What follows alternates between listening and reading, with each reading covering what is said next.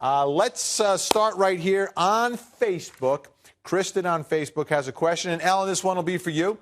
Does it really matter if he was drunk or not? It seems that this is all they are focusing on. Bottom line is he caused the accident. He left the accident site. He failed to call 911 right away.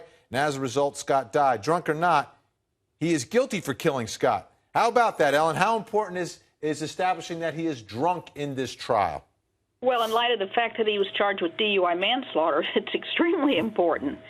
Yes, he was charged with killing Scott Wilson, but you have to have a crime that he's guilty of. And in this case, he was charged with both DUI manslaughter leaving the scene, and he was also charged with vehicular homicide leaving the scene. Okay, so just the fact that if you cause the accident, you go through a stop sign or whatever, you cause the accident, you're speeding, someone dies, and you leave the scene, that wouldn't be enough for you to prosecute this defendant? Well, sure, but that would be leaving the scene, and that would be a vehicular homicide also. If he's speeding and runs that stop sign, then he's guilty of vehicular homicide. All right, Ellen, thanks so much. All right, Candy's got a question on Facebook. I have a question, and this one, George, I'm going to have you answer this one. If John Goodman said he wasn't drinking at the time of the crash, why did he walk away? Why didn't he just flag someone down? He's stupid. I may agree with part of that question, but your answer, George. Well, I think it's fair to say that when there are a big accident has just taken place, that sometimes, people don't have their wits about them. He hit his head, his wrist was shattered, he had injuries. And when somebody's in a state of shock, they don't always act appropriately. Now, an appropriate response probably would have been to hang out and flag down a car and wait for the authorities to come.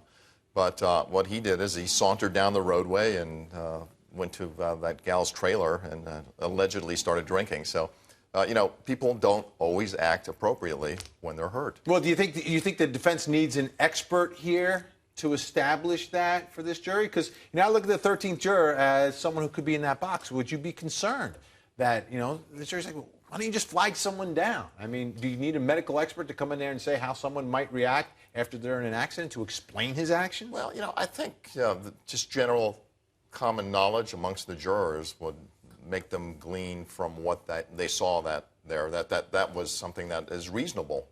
And so, bringing in a psychologist or a neurologist to say, hey, this is how it works, I think would be a little bit over the top. Okay, fair enough. All right, Jolene's got a question on Facebook. Mike Brooks, get ready. Oh, actually, Mike, not a question, just a comment. It would serve him right if his daughter runs off with his money. A lot of people... And when they say daughter, they mean girlfriend/daughter. Girlfriend/daughter. Right. By adoption. And, hey, she lives here in Atlanta? I'm just kidding. $100 million. She's got $100 million at her disposal. But I think that she's committed to this guy. I'm not looking for her to run off with anyone else. Still a bizarre scenario.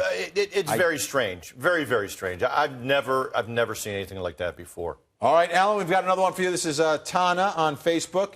Can't believe taxpayers being wasted on this trial. If he wasn't rich, this would have been settled out of court, and he would most likely be serving time already. When is there going to be one standard in justice system? I'd like to get your response to that, Ellen, because I don't know if they're taking a swipe at the system or they're taking a swipe at the defendant.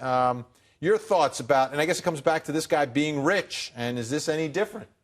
Well, it went to trial because Mr. Goodman didn't want to take a plea, and they came to me with a plea offer, but he didn't want to do more than 3 years in prison. And I said, that's not going to happen in light of the egregious facts that are here and the fact that he's charged with a first-degree felony. And I said, we can discuss a plea, but, I'm not going to go below the guidelines. So in light of the fact that they didn't want him to go to jail for more than 3 years, and I did, that's why we ended up in trial. Yeah, and I'm glad you ended up there, because 3 years, to me, that's wouldn't be right here. All right, Charles has a question on Facebook. Vinny, my question is, if his car did have problems and he was not drunk, does he still get charged with the same crime? George, and I guess the answer is no, right? Because there's no DUI aspect to this. Yeah, if he wasn't intoxicated, then there would be no DUI it might, in most jurisdictions, including Florida, be charged as a lesser crime, maybe a misdemeanor.